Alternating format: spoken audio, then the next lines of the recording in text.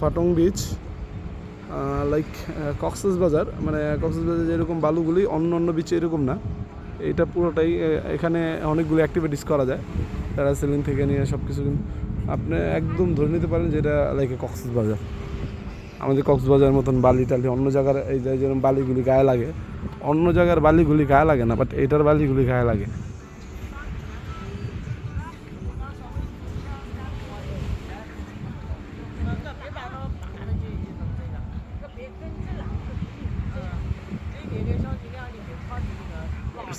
Cox's Bazar